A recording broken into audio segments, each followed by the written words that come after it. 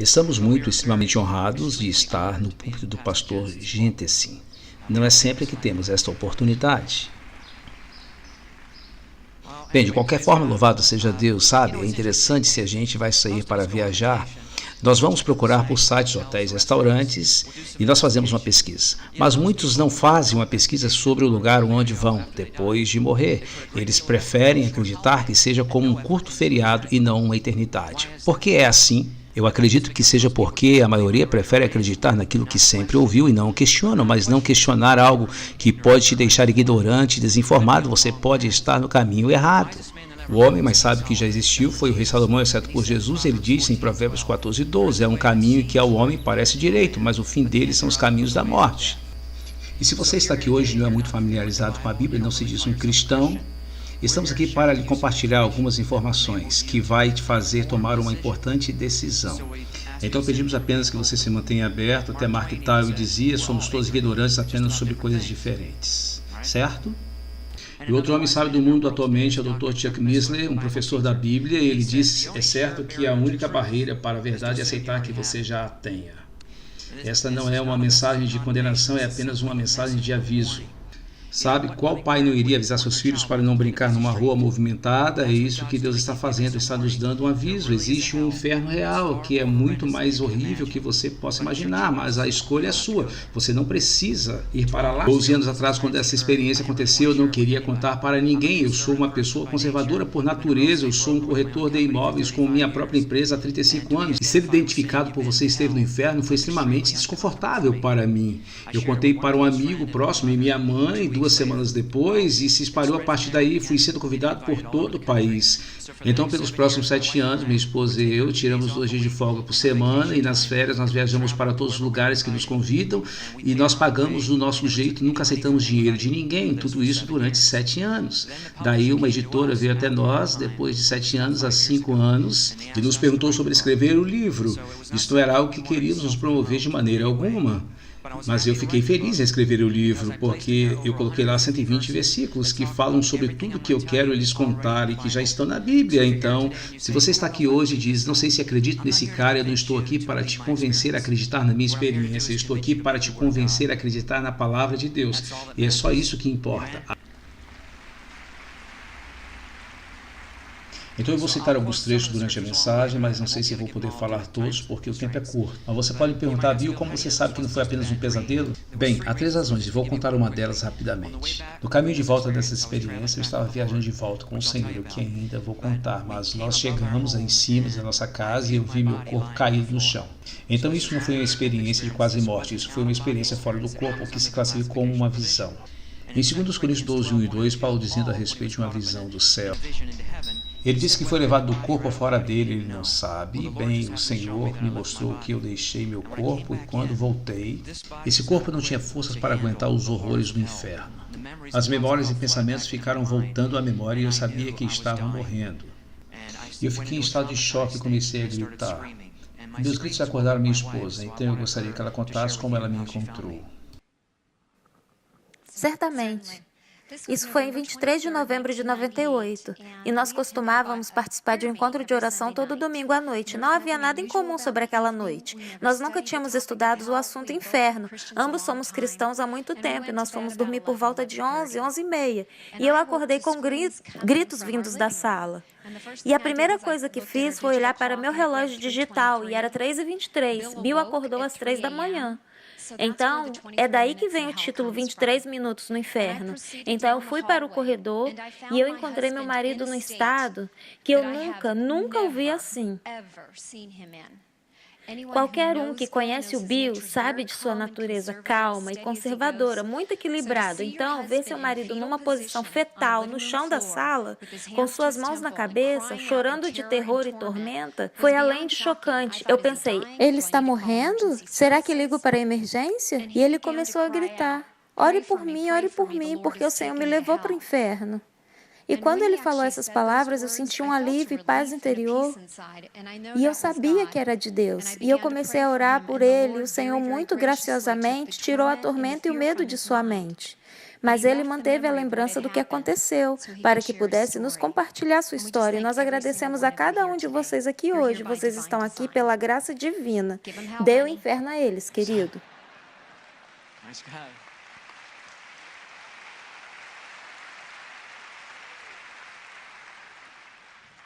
Não é ela maravilhosa?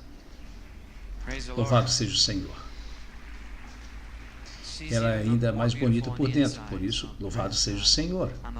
Sou um homem abençoado. Bem, de qualquer forma, só para explicar algumas coisas antes de contar o que aconteceu. Você pode perguntar, e a respeito do homem rico do inferno? Ele perguntou a Abraão se poderia mandar Lázaro de volta para avisar meus irmãos sobre este lugar, e Abraão disse, mesmo se alguém voltasse da morte, eles não se converteriam. Então viu por que Deus iria mandar você? Bem, há duas razões para esse caso. Número 1, não estava morto, não voltei dos mortos. Essa foi apenas uma visão. Número 2, não estou falando para ninguém. Olhe para mim e seja persuadido. Sou apenas instituído para apontar as escrituras para estas pessoas, para que estes possam se convencer. Mas ainda, como um cristão poderia ver o inferno? Tenho sido cristão há 41 anos e isso aconteceu há 12 anos. Apenas uma visão, e na visão você pode viajar com Paulo e João a respeito do céu. Ezequiel, no capítulo 8 e capítulo 3, foi levado por uma carruagem em Jerusalém e foi mandado que ele comesse, que sentisse a doçura no seu estômago, e ele chorou com ele. O que quero dizer é que numa visão você pode entrar no seu corpo espiritual. 1 Coríntios 15, 44 fala a respeito de um corpo natural e um corpo espiritual. E é bem real, como um corpo físico. Você pode viajar como eles fizeram. Em Atos 12, 9, quando Pedro foi solto da prisão e foi solto, mas ele achou que estava tendo uma visão. Então ele não podia dizer a diferença entre a realidade e a visão.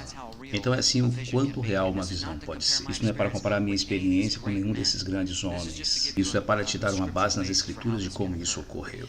Outra coisa que foi única a respeito desta visão, Deus escondeu na minha mente que eu era um cristão, Ele bloqueou isso na minha mente, e você diz, onde está isso na Bíblia? Lucas 24:16, Jesus apareceu aos seus discípulos no caminho de Emaús e disse que seus olhos estavam fechados para que não o conhecessem. Os comentários de John MacArthur e Matthew Henry diz que eles foram privados por Deus de reconhecê-lo. Deus escondeu isso de suas mentes. Outros exemplos disso são em João 20:14, Lucas 18:34, Daniel 4:34. E isso é para ter uma ideia que Deus pode bloquear algo em sua mente se Ele quiser. É claro que Ele pode fazer qualquer coisa, eu estou dando uma base bíblica. Ele fez isso na minha vida por uma razão que vou explicar a seguir. A última coisa que eu queria dizer rapidamente antes de entrar nessa parte, você pode dizer, Bill, eu, um cristão, eu não preciso ouvir sobre o inferno. Apenas 3 rápidas razões. Uma, quando você entende o quanto severo o inferno é, você vai dar mais valor à sua própria salvação. E do nosso ponto de vista, muitos cristãos não acreditam no inferno hoje. Muitos acreditam no aniquilacionismo, que é o ensino que diz que você deixa de existir se negar a Jesus. Isso não é verdade. Jesus disse em Mateus 25:40, deixou claro que iremos para uma vida eterna, um castigo eterno. Eternamente é o mesmo que a palavra aionios. Então, como o céu é eterno, o inferno é eterno. Há muitos outros versículos, então você vai agradecer graças a Deus do que Ele nos salvou.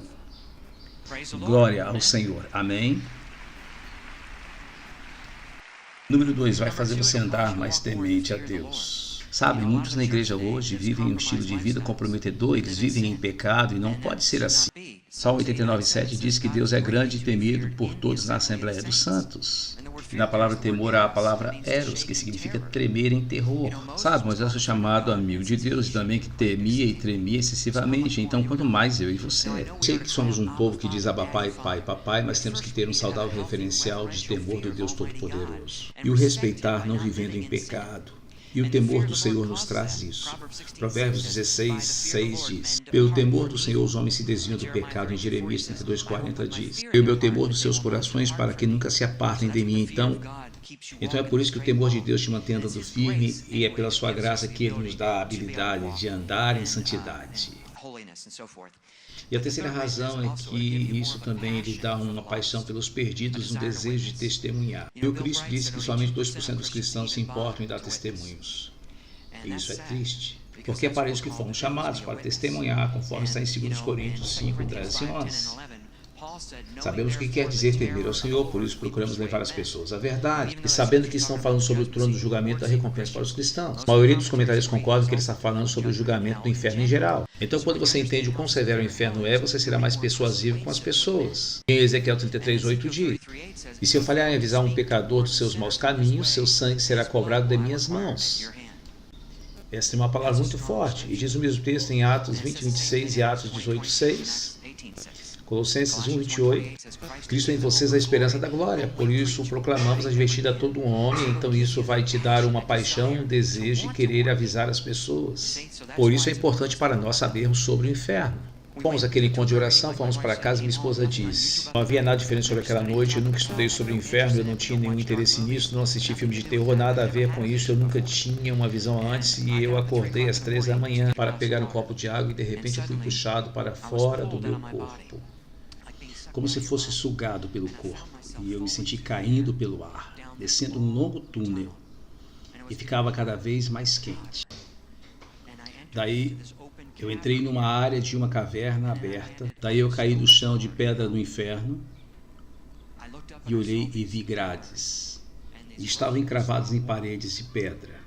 Eu estava, na verdade, em uma cela de prisão nojenta, fedorenta e suja, com um calabouço, e eu não pude acreditar que estava lá. Quando eu cheguei aqui, porque estou aqui, estava completamente acordado, consciente, não estava sonhando. Isaías 24:22 diz: eles serão arrebanhados como prisioneiros numa masmorra, trancados numa prisão. Provérbios 7:27 menciona descer para o inferno em câmaras da morte, e em câmaras quer dizer quartos. Jó 17:16 diz: será que ela vai descer aos quartos do mundo dos mortos? Eu poderia continuar com as escrituras, mas o primeiro lugar onde pude me encontrar estava realmente em uma cela de prisão, estava com o rosto para baixo e o calor era muito além do normal para continuar vivo. E eu pensei: como eu posso ainda estar vivo neste calor? Eu percebi que dificilmente conseguia me mover, o que há de errado com o meu corpo, mas você não tem forças no seu corpo. Em Isaías 14:9-10 diz que o inferno está todo agitado para recebê-lo quando chegar. Todos dirão a você: você também perdeu as forças como nós. Salmo 88:4 diz: sou contado entre os que descem a cova, eu sou como um homem que já não tem forças. Eu sei que não parece muito, mas você já teve uma gripe e se sentiu fraco? Bem, isso é 1000 vezes pior. Cada movimento exige um esforço tremendo. Atos 17:28 diz: pois nele vivemos, nos movemos e existimos. Então, até os movimentos vêm de Deus, não é automático. Eu olhei para cima e vi 2 enormes feras em uma cela. Eu ainda não tinha percebido que eram demônios, mas tinham aparência de répteis, escamas por todo o corpo. Mandíbulas enormes, olhos profundos e garras com cerca de 30 centímetros. Particularmente, esses 2 tinham cerca de 4 a 5 metros de altura. Isso não é exagero, eu poderia te dar um trecho nas escrituras sobre isso. Eles estavam passando na cela como animais ferozes e enjaulados, e eles tinham um ódio extremo de Deus. Eles estavam blasfemando e maldizendo a Deus. Nós sabemos que blasfêmia vem do âmbito demoníaco. Apocalipse 13:6 e Tiago 2:7. Eles voltaram aquele ódio contra mim. E eu pensei: o que eu fiz para eles? Mas um pegou e me jogou contra a parede. E eu senti ossos quebrando e cair. Não acreditava que estava passando por aquilo. Eu senti a dor, mas percebi que grande parte estava sendo guardado. E o Senhor me explicou no caminho de volta que Ele permitiu que eu sentisse apenas um pouco da dor, para que eu pudesse relatar às pessoas. Não é metafórico, não é uma parábola, não é estado da mente. É literalmente uma dor real que você sentirá no inferno. Então, quando eu achei que era suficiente, o outro me pegou e cravou suas garras no meu peito. Simplesmente abri a minha carne. Eu não pude acreditar que ainda existia isso. Eu percebi que tinha um corpo. Mateus 10:28 diz: tenho medo daquele que pode destruir tanta alma como o corpo no inferno. E em Lucas 16, o homem rico tinha língua e olhos, ele tinha um corpo, mas sobrevivia a tudo isso. Eu percebi que não havia sangue ou água saindo das feridas. Mas Levítico 17:11 diz que a vida na carne está no sangue. Bem, não há vida no inferno, então não há sangue. Zacarias 9:11 diz: libertarei os seus prisioneiros de um poço de água. Não há nenhuma gota de água no inferno. E essas criaturas não têm nenhuma piedade de você. Eles te odeiam com intenso ódio e nenhuma piedade. Mas em Salmo 103:17 diz que a misericórdia do Senhor está sobre aqueles que o temem. Mas eles não o temem no inferno. Então eles não têm este benefício. E nesta hora tudo ficou escuro. Eu acredito que a presença de Deus estava lá para iluminar. Eu pude ver e descrever como as pessoas pareciam. Mas eu pude presumir que seu estado natural é de completa e densa escuridão. Lamentações 3:6 diz: fez-me habitar na escuridão como os que há muito morreram. Em 3:2 diz sobre escuridão eterna, mas não é apenas escuro. Você pode sentir a escuridão e não é exagero. Êxodo 10:21 fala sobre uma escuridão palpável, porque há apenas ódio e maldade neste lugar, nenhuma espécie de amor.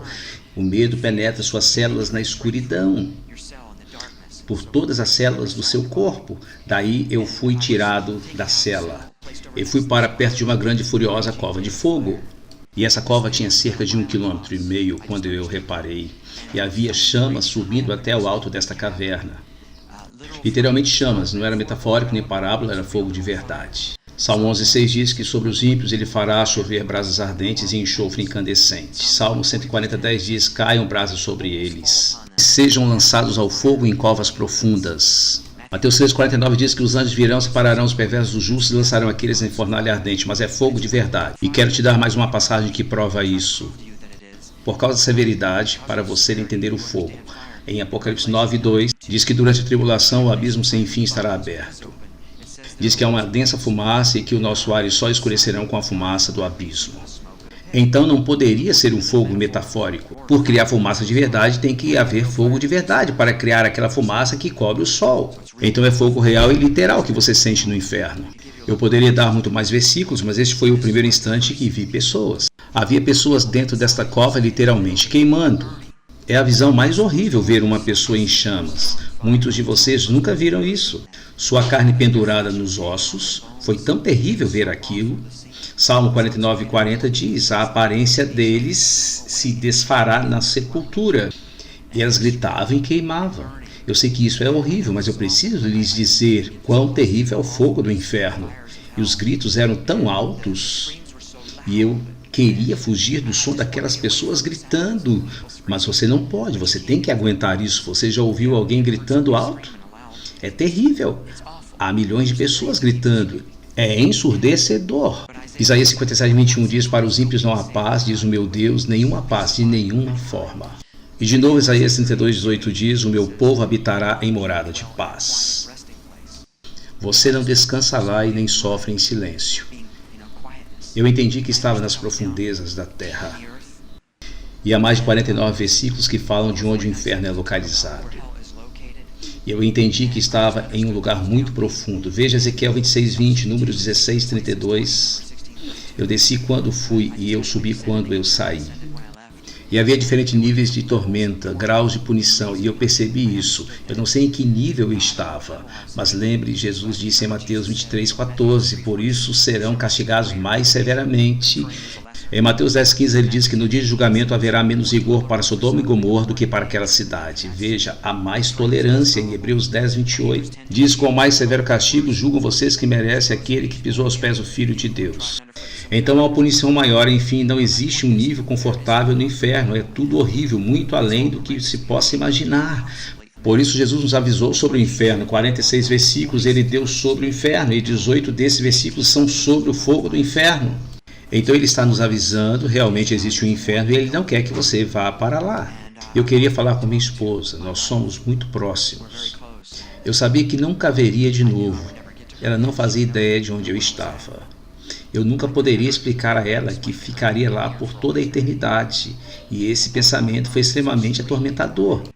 Para todo sempre você não poder falar para ela, e ela não saberia onde eu estou. Eu queria falar com alguém, qualquer pessoa, mas você é privado disso, você fica em total isolamento, mesmo que havia pessoas na cova queimando, elas ficavam separadas, você fica sozinho, você não tem o prazer de conversar com ninguém, é isolado, é ficar inútil, à toa. Você não tem propósito nem destino nenhum. Eclesiastes 9,10 diz, para onde você vai não há atividade nem planejamento, não há conhecimento nem sabedoria, e não importa se é alguém famoso aqui, ninguém saberá quem é você lá. Eclesiastes 6,4 diz, nas trevas seu nome fica escondido, você não tem identidade, ninguém vai saber quem é você e você é esquecido no inferno. Salmo 88,12, Isaías 26,14. Os cheiros no inferno são tão repugnantes, podres e nojentos, pior que qualquer esgoto aberto que você possa imaginar. E adicionado a enxofre. Sabe, se você for para o Havaí no vulcão, você não pode passar de certo ponto, porque as toxinas que saem do vulcão, que é enxofre, vai te matar se você o respirar. Sulfur é outra palavra para enxofre. Então é isso que você respira no inferno, sulfur. E é tóxico, e eu pensava, como posso estar vivo respirando esse ar putrificado e imundo? Lembre, Jesus repreendeu o espírito imundo. Marcos 9,25, isso não é pior porque não há muito ar para respirar. Não é como aqui que podemos puxar uma boa e profunda respiração, você tem que lutar por um pouco de ar. E eu vou lhes demonstrar. É assim que você respira no inferno por toda a eternidade, assim.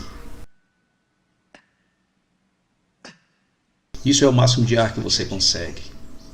Você pensa, eu vou morrer a qualquer momento, não consigo viver com tão pouco ar. Esse é o sentimento que terá por toda a eternidade, vezes Isaías 42:5. Que Deus dá fôlego às pessoas sobre a terra. Você não está sobre a terra, você está bem abaixo dela. É turbulento, é confuso, não é ordenado como a gente gosta. Jeremias 21, Isaías 45:16 falam sobre um lugar de eterna confusão. Jó 10:22 fala sobre um lugar de desordens. Nós gostamos de coisas em ordem na vida, é caótico, é confuso, é turbulento no inferno.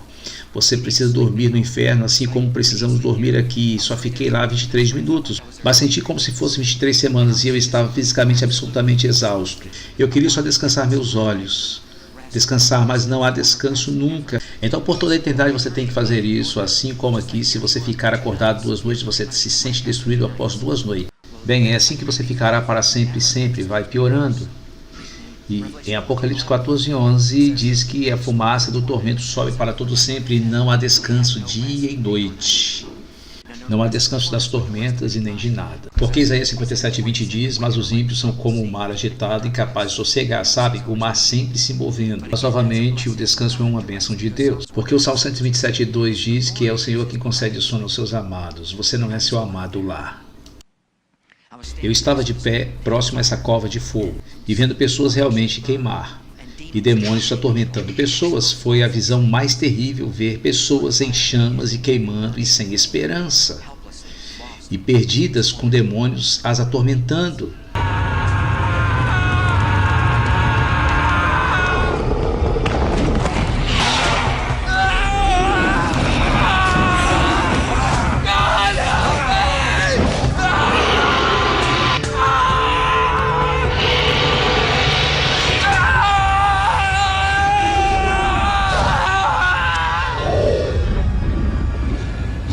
Eu estava perto dessa cova de fogo e estava embaixo desta caverna.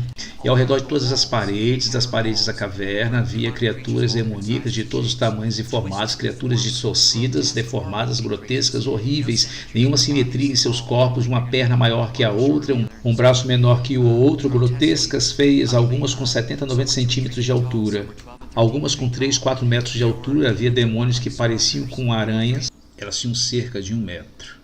E não estou exagerando. E não há nas escrituras trechos sobre aranhas no inferno. Mas Apocalipse 9 descreve um demônio que sai do abismo sem fim e é algo com uma aparência bizarra que João tentou descrever. Mas enfim, há cobras. Por todo lugar havia cobras e vermes.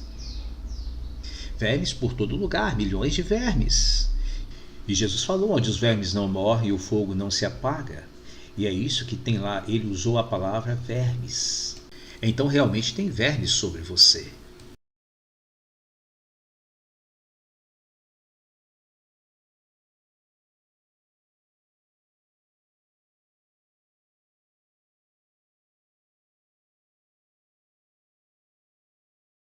Isaías 14:11 diz, onde você vai se deitar em cima de vermes, vão te cobrir. Ele usa a palavra vermes no original. Quero dizer, isso é real e eu aprendi isso com John MacArthur. Em Ensino sobre o Inferno. Ele disse que se um animal morto está sendo comido por vermes, eu sei que isso é nojento, mas acompanhe comigo. Se a carne é comida pelos vermes, assim que a carne é consumida, os vermes morrem. Eu nunca percebi isso, mas eles morrem depois de consumir toda a carne. É por isso que Jesus falou, onde os vermes nunca morrem, porque a carne nunca é totalmente consumida. Em Jó 24:20 diz, os vermes o devoram com gosto, por toda a eternidade. Isso é nojento o suficiente? Você tem fome, não pode comer no inferno nunca. Nós acabamos de sair de uma festa de 21 dias, você sabe como é nunca comer novamente? Nunca, imagine. Não tem nada para beber, nem uma gota. Se eu fosse lhe dar uma gota de água, não iria satisfazê-lo, não iria lhe ajudar. Mas no inferno você faz qualquer coisa por aquela gota de água. Qualquer coisa, como aquele homem rico queria uma gota. Ele ainda está esperando por aquela gota 2000 anos depois. Ele nunca vai ter. O nível de medo no inferno é muito além do que você possa imaginar. Todos nós já passamos por algum tipo de medo na vida, talvez um acidente de carro. Lembra-se do medo antes do impacto, o medo que pula na garganta? Se você pegar isso e multiplicar em 1000 e ficar assim. Quero compartilhar com vocês uma experiência que eu tive para que vocês possam entender como é o medo. Eu costumava surfar muito quando eu tinha 17 anos. Estava com alguns amigos, enfim, vou contar brevemente. Eu estava na minha prancha e veio um tubarão de uns 3 metros. Mordeu minha prancha pela metade, eu estava na água, ele voltou, pegou minha perna e me puxou debaixo d'água. Sabe uma coisa sobre tubarões-tigre? Eles são dos mais insistentes, eles não te soltam. E então minha perna estava em sua boca. E eu estava debaixo d'água. Você pode imaginar o medo que senti naquele momento? Ou pelo menos pode imaginar esse medo pálido? É incomparável com o que você sente no inferno. Não iria nem contar. E eu agradeço a Deus que o tubarão abriu sua boca e me deixou ir. Isso foi um milagre de Deus. Amém?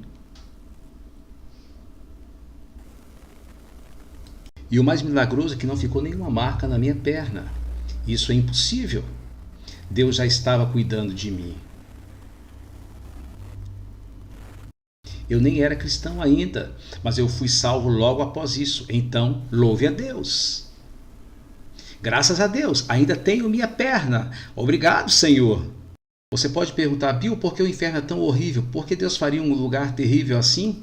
Em Mateus 25:41, Jesus disse que o inferno foi feito para o diabo e seus anjos. Primeiro, ele não pretendia que o homem fosse para lá. É para o diabo e não para os homens. Mas a palavra preparado tem o mesmo sentido usado em João 14:2, que é preparado um lugar para nós no céu. Preparando, e nessa preparação que ele fez foi, veja Tiago 1,17. Tudo de bom que recebemos vem de Deus, o Criador das luzes do céu. Então toda coisa boa que gozamos vem de Deus. Então o que Deus fez foi apenas retirar seus atributos. Ele retirou sua bondade do inferno, do seu preparo. Veja, o inferno é escuro, porque 1 João diz que Deus é luz.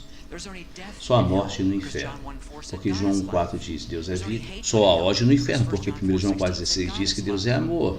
Não há misericórdia no inferno, porque Salmo 36,5 diz que sua misericórdia está no céu. Não há forças no inferno, porque o Salmo 18,32 diz que o Senhor é quem nos dá forças. Não há água no inferno, porque Deuteronômio 11,11 diz que a água é chuva do céu. E não há paz no inferno, porque Isaías 9,6 diz que ele é o príncipe da paz. Louvem a Deus.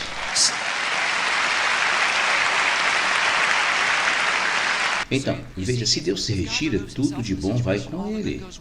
Não há nada de bom sem Deus. Então, se você é uma pessoa que diz, não quero Deus na minha vida, bem, há um lugar preparado para quem não quer Deus na sua vida. Você vê porque o inferno é tão horrível. Ele tirou seus atributos. As pessoas olham as árvores verdes, os oceanos e o céu e dizem, não é maravilhoso a mãe natureza? Não é a mãe natureza que nos deu isso? É o Deus Pai que nos deu isso. Louve ao Senhor. Obrigado, Senhor. Eu comecei a subir desse túnel e aquela absoluta escuridão. E de repente uma luz brilhante apareceu. Eu sabia imediatamente quem era. Daí eu disse, Jesus! Jesus!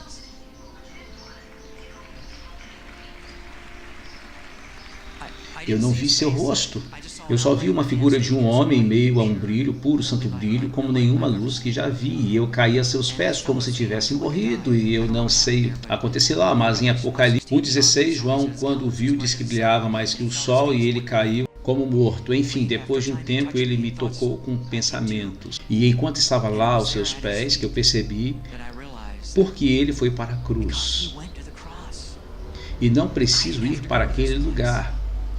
Eu fui tão grato pela cruz, eu fui tão grato pelo que ele fez por nós. Louvem a Deus. Eu não queria fazer pergunta, eu só queria o adorar. Tudo que você quer fazer é adorá-lo em sua presença. Eu dizia, obrigado, Jesus, eu te adoro, Senhor, eu te agradeço por tudo que fez. Obrigado, Jesus, pela cruz, obrigado pela cruz, Senhor. Eu só ficava lá repetindo isso. Mas depois de um tempo, pensamentos vieram à minha mente e ele respondia aos meus pensamentos. Em Salmo 39,2 diz que ele conhece a todos os nossos pensamentos. E eu pensei, Senhor, por que o Senhor me enviou para esse lugar terrível? Ele disse, porque as pessoas não acreditam que o inferno é real. Até alguns do meu povo não acreditam que o inferno existe. Aquilo me surpreendeu, eu achava que todo cristão acreditava no inferno, mas eu descobri então que muitos cristãos não acreditam, eles acreditam em universalismo, aniquilacionismo, dormir da alma, todo tipo de coisa, menos que o inferno real. E eu pensei, Senhor, por que aqueles demônios me odeiam tanto? E ele disse, porque você é feito à minha imagem e eles me odeiam. Lembra de João 15,18, Jesus disse, eles já me odiavam antes de odiar você, esses demônios te odeiam. E eu pensei, Senhor, não quero contar para ninguém sobre essa experiência, e eles vão pensar que eu fiquei louco, eu tive um pesadelo. Ele disse, não é seu trabalho convencer seus corações, é do Espírito Santo. Ele disse, só vai e conte a eles. Eu disse, Senhor, por que você me escolheu? Mas ele não me respondeu. Então não tem ideia do porquê ele me escolheu. E era o menos plausível na minha opinião. Eu era apenas um corretor trabalhando todo dia com qualquer um. Eu não sou um Billy Graham. Eu gosto de coisas, bem arrumado, bem perfeito. Eu sei que todos nós somos, mas tenho mania dessas coisas. O inferno é o oposto. E nem gosto do verão, acho muito quente. Mas não importa, porque ele nos deu um trabalho a fazer. E não há ninguém mais importante que ninguém. Todos nós precisamos uns dos outros porque temos um trabalho a fazer. Sabe, eu me senti muito desconfortável dessa palavra durante 15 anos. Eu ficava com ânsia no estômago. Eu não queria ir, eu reclamava, eu nunca gostei de falar em público, todas essas coisas. Mas eu disse, Senhor, não gosto de ser identificado com alguém que esteve no inferno. Pessoas vão pensar que sou louco. Daí ele disse para mim, Bill, não sobre você ficar inconfortável, é sobre você ser obediente. Sim, Senhor, eu vou. Louve a Deus. Eu disse, Senhor, porque eu não te percebia, porque eu não te percebia.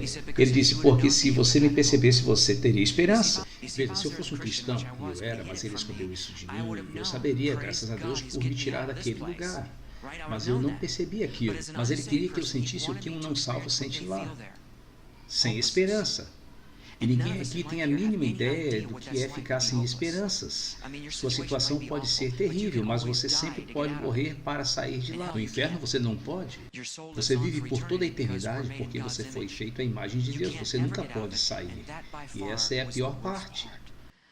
Entender que 10 milhões de anos vão passar, não importa, você estará lá. Não há anjos para vir nos buscar. Nenhum amigo, ninguém vai vir te buscar. Não haverá nenhuma ajuda. Isaías 38:18 diz, aqueles que descem a cova não podem esperar pela tua fidelidade. Jesus falou, sou o caminho, a verdade e a vida. Ele é o único caminho. Não há outro caminho, mas para aquelas pessoas é tarde demais. Esta é a decisão final. Nós subimos para a superfície da terra e nós saímos desse túnel de furacão, como Isaías 40:24. Mas eu pude ver pessoas caindo deste mesmo túnel que eu saí, e havia uma pessoa atrás da outra caindo neste túnel. Deus me permitiu sentir um pouco do seu coração. E ele chorou. Quando ele via pessoas caindo no inferno, eu disse, Senhor, não consigo aguentar sentir nem um pouco da angústia que sente da sua criação indo para o inferno. Eu não aguento, pare. Seu amor excede todo entendimento. Efésios 3:19 diz que ele nos ama muito além do que podemos entender. Ele não quer ver nenhuma pessoa ir para este lugar. É por isso que ele quer que nós cristãos estejamos indo, testemunhando, abrindo a nossa boca. Nós temos a palavra de vida para compartilhar com as pessoas. Ele é quem nos dá vida e ele quer que nós vivamos e não ir para aquele lugar horrível. Mas você pode perguntar, Bill, eu sou uma boa pessoa, não vou para este lugar. Isso é uma concepção errada, comum. As pessoas acham que se você é uma boa pessoa, boa obra, então vai para o céu. Não é baseado em ser bom, porque seu conceito de bom é diferente do de Deus. O céu e Deus são perfeitos. Tiago 2:10, mas se tropeça na lei em apenas um ponto, torna-se culpado inteiramente. Se mentimos uma vez, Apocalipse 21:8 diz, os mentirosos terão sua parte do lago de fogo. Roubamos uma coisa, 1 Coríntios 6:9 diz, nenhum ladrão entrará no céu. Se tivermos um pensamento pecaminoso, Jesus disse que é o mesmo que termos cometido adultério. Nenhum adúltero herdará o céu. Então, se vamos ser julgados assim, seríamos considerados inocentes? Todos seríamos culpados. Nenhum de nós pode chegar lá e dizer, Deus, eu sou bom, me deixe entrar no céu. Jó 15:16 diz que o homem é tão impuro que bebe iniquidade como água. Então é assim que aparecemos a Deus. Graças a Deus não é baseado desta forma, em ser bom. Não se convenceu ainda, já está como um apresentador secular de rádio com quem eu estava. Ele me disse, Bill, eu sou uma boa pessoa e meus pontos de vista, para justificar meu ponto de vista, eu não concordo com vocês, cristãos. Eu tenho um ponto de vista legítimo. Sou uma pessoa e eu acredito que deveria ir para o céu. Se Deus não me deixar entrar no céu, é culpado de crime de ódio, ele deveria ser preso e colocado na cadeia. É isso que penso para o seu Deus. Eu disse, certo, você acha que você é bom e deveria ir para o céu? Ele disse, isso mesmo. Daí Deus me deu uma analogia para ele ao vivo no ar. E eu disse, bem, digamos que você foi e encontrou a casa mais cara do país. E você bate na porta dele e você diz, com licença, eu vou morar com você porque eu sou uma boa pessoa. O que as pessoas diriam? Não é certo. Eles não te esperavam, você não tem nenhuma relação com eles. Eu disse, mas você anda por toda a vida, você não tem nada a ver com Deus. Você negou Jesus como filho de Deus. Esse é você o caminho para a casa dele. No final da sua vida, você tem a coragem de bater a porta e exigir que vai entrar na sua casa. Você nem o conhece. Você não tem nenhuma relação com ele. Seu pai é o seu criador, mas não é seu pai até você convidar Jesus para ser o seu salvador. You see that?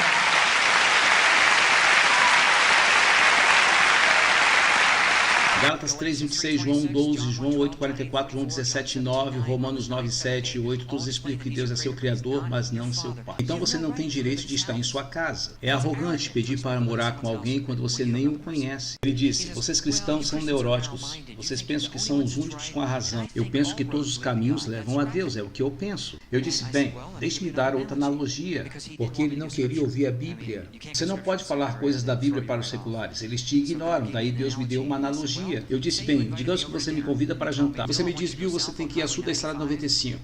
Vira direito na rua principal, sobe o morro e chega na minha casa. O único jeito de chegar à minha casa. E eu te digo, sabe de uma coisa? Acho que vou para norte da estrada 95. Vou pegar a estrada da praia porque acho que todos os caminhos levam para a sua casa. E isso é o que eu acho. Mas você vai me dizer, Bill...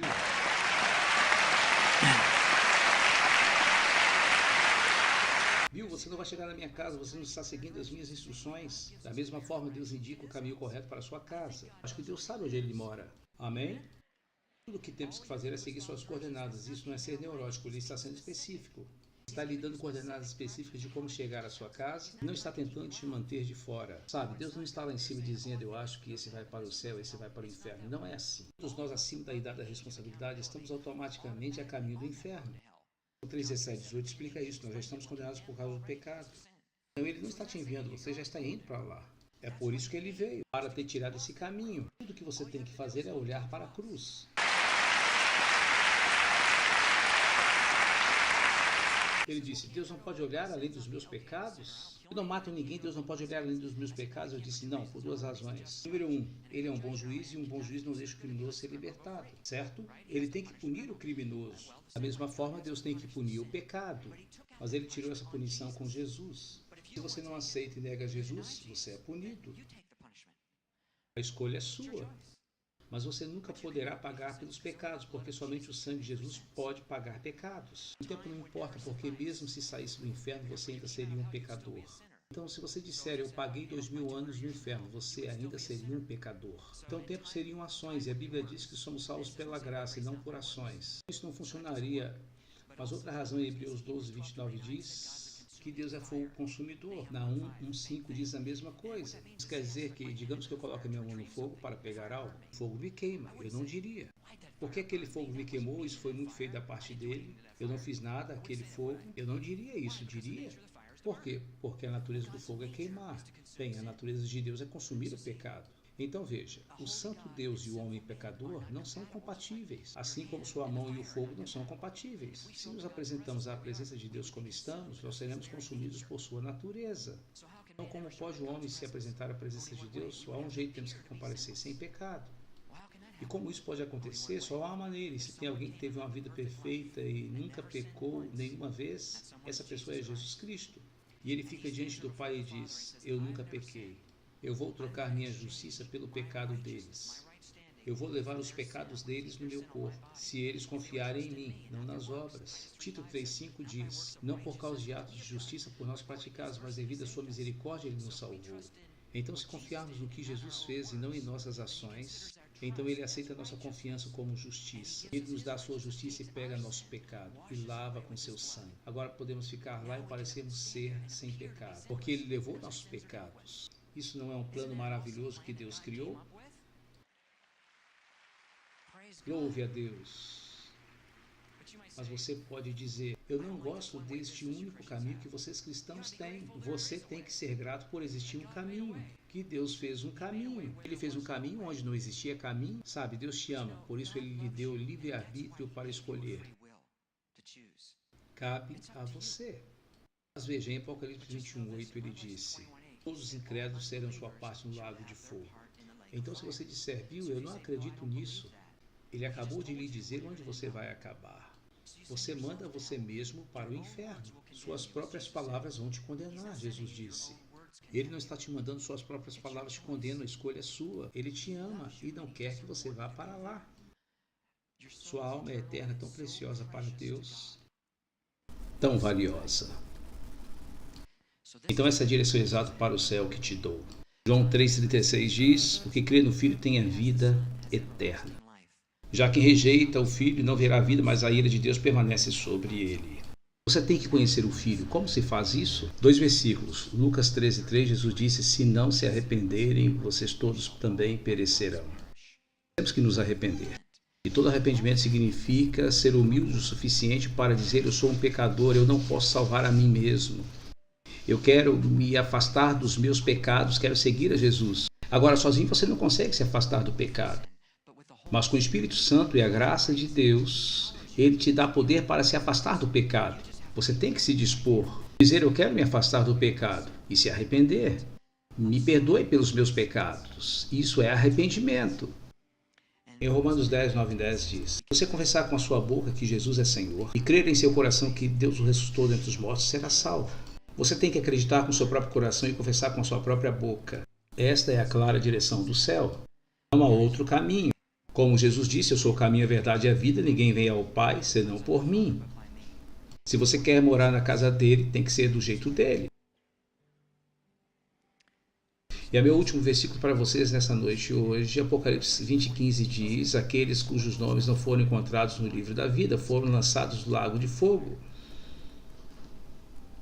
Ele tem um livro. E não seria terrível estar diante dele e ouvir ele te dizer: seu nome não está neste livro.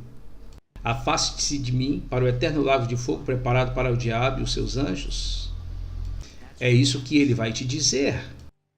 E ele não quer dizer isso. Mas você tem que fazer sua decisão aqui, agora mesmo, enquanto tem a oportunidade, porque eu estou te dizendo, um segundo depois que você morrer, é tarde demais. Não há um corte para pelos, não há amigos para te salvar, não há anjos para te proteger. Você morre sozinho. Daí vai ser muito tarde. E se você sair daqui hoje e disser: eu vou pensar nisso amanhã, seu coração vai endurecer e fica mais difícil te alcançar. Então há mais chance de você não se salvar. E você não sabe o amanhã. Então minha pergunta para você aqui essa noite é: você sabe se o seu nome está escrito no livro dele? Você tem que saber disto. Você tem que estar positivo quanto a isso. Se você tem alguma incerteza, você precisa saber hoje. E você pode saber disso agora mesmo, com todos de cabeça baixa e olhos fechados. Se você está aqui hoje e me diz: Bill, eu não sei se o meu nome está escrito no livro dele. Eu não tenho certeza. E eu não sei se me arrependi de verdade. Você pode estar certo hoje. E você precisa estar. Se você tem qualquer incerteza na sua mente, qualquer incerteza, eu vou contar até 3 para você levantar sua mão. Há alguém que quer conhecer a Jesus e você não sabe se o seu nome está escrito no livro dele? Levante sua mão. 1, 2, 3. Levante sua mão. Por todo lugar vejo mãos. Levante suas mãos e levante alto. Não fique com vergonha. Ele ficou pendurado, despido em uma cruz por nós. Você quer ter certeza disso? Que ele escreva seu nome no livro dele? Todos, por favor, se levantem. Eu quero desafiar cada um que levantou sua mão. Eu vou chamar para vir aqui à frente. Sai do seu assento agora. Vem aqui à frente e nos dê o privilégio de orarmos com você. Vem até aqui.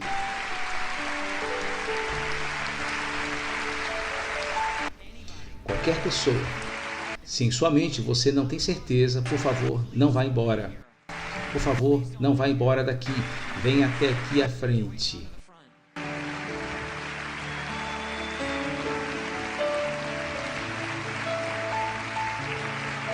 Saia do seu assento, desça até aqui. Se você está em cima, venha para baixo. De onde você estiver, venha para frente. Tome uma posição para Jesus.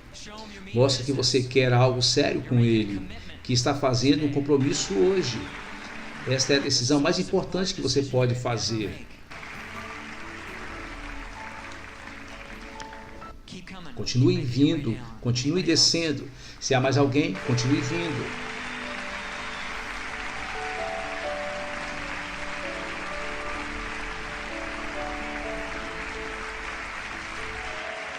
Deus está tão feliz de você vir aqui,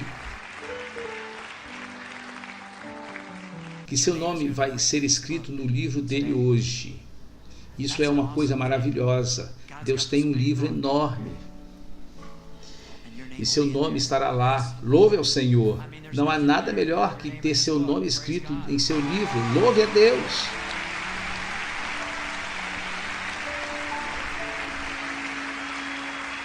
Vou esperar mais alguém. Se há mais alguém, se você ao menos teve a vontade, se você está pensando, não sei se quero fazer isso, vou pensar nisso depois, por favor, não vá embora. Apenas uma alma é tão preciosa para Deus. Todo o céu celebra por causa de uma alma. Então, por favor, venha aqui. Louvado seja Deus, nós vamos esperar mais uns 30 segundos. Se quiserem cantar mais uma canção.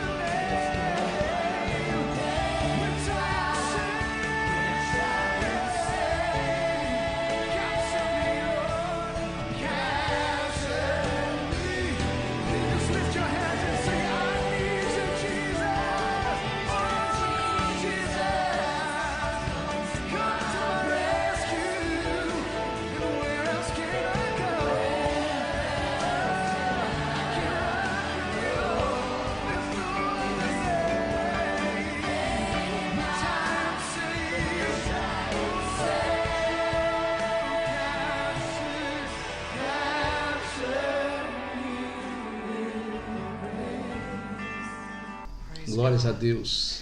Glórias a Deus, isso é uma linda vista. Amém? Louve a Deus.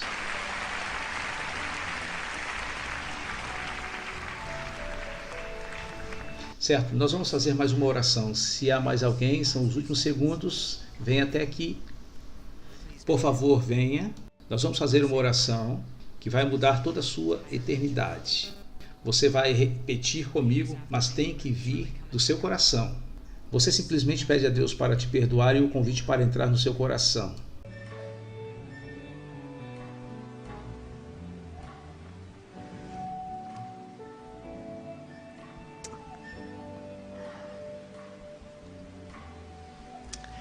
Eu sinto no meu coração que há alguém, uma pessoa, que está resistindo a Deus. Isso é o Espírito Santo falando com você. Não lute com ele. Ele tem uma vida maravilhosa para você e quer te levar ao céu. Há alguém? Eu sei. Há alguém? Por favor, venha.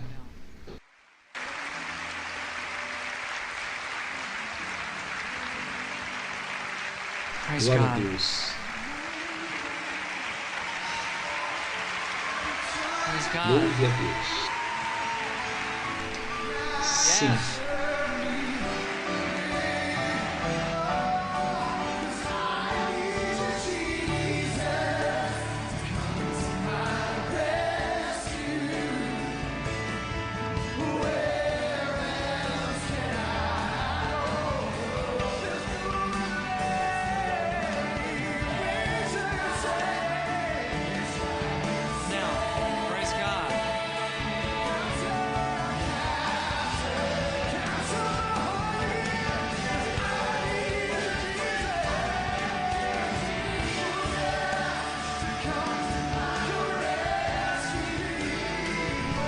Continuem vindo.